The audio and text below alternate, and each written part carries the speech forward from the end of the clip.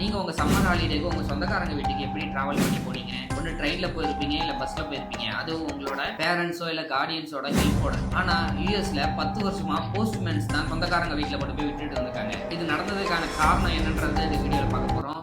Try channel, நான் உங்க ஜவஹர். வாங்க வீடியோக்குள்ள போகலாம். சொன்னா நீங்க நம்ப மாட்டீங்க, 1910ல யூஎஸ்ல போஸ்ட் பார்சல் சர்வீஸ் அப்பதான் பிரபலமாக ஆரம்பிச்சது. இந்த சர்வீஸ் இன்னும் நிறைய மக்களை போய் சென்றடையணும்னு அதுல நிறைய ஆஃபர்ஸ் கொடுத்திருந்தாங்க.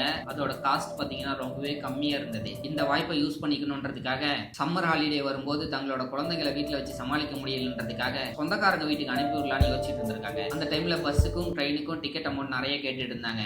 ஸோ அப்போதான் இந்த பார்சல் சர்வீஸ்ல ஒரு பார்சல் அனுப்பணும்னா ரொம்ப கம்மியான செலவுலயே அனுப்பிடலான்ற இந்த ஒரு ஆடை பார்த்துட்டு யூஎஸ்ல இருந்த பெரும்பான்மையான பேரண்ட்ஸ் தங்களோட குழந்தைங்களோட நெத்தியில ஸ்டாம்ப் பேப்பர் ஒட்டி பார்சல் சர்வீஸ்ல அந்த குழந்தைங்க எல்லாம் பார்சல் போட்டிருக்காங்க. இது ஒரு நாள் 2 நாள் நடந்தது இல்ல, கிட்டத்தட்ட 10 வருஷமா தங்களோட குழந்தைங்களை இந்த மாதிரி பார்சல் சர்வீஸ்ல போட்டு அனுப்பிட்டு இருந்திருக்காங்க. இந்த ஒரு விஷயம் நாளுக்கு நாள் அதிகமாயிட்டே போனதுனால யூஎஸ் கவர்மெண்ட் 1920ல குழந்தைங்க ஒன்றும் ஆப்ஜெக்ட்ஸ் கிடையாது, அதெல்லாம் பார்சல் சர்வீஸ்ல போடக்கூடாதுன்னு சொல்லி கம்ப்ளீட்டா பேன் பண்றாங்க. நீங்க யாரையாவது இந்த மாதிரி பார்சல் அனுப்பணும்னு நினைச்சீங்கன்னா அவங்களுக்கு இந்த வீடியோவை மறக்காம ஷேர் பண்ணி விட்டுட்டு நம்ம சேனலை ஃபாலோ பண்ணிக்கோங்க. அப்புறம் நாளைக்கு பார்க்கலாம்.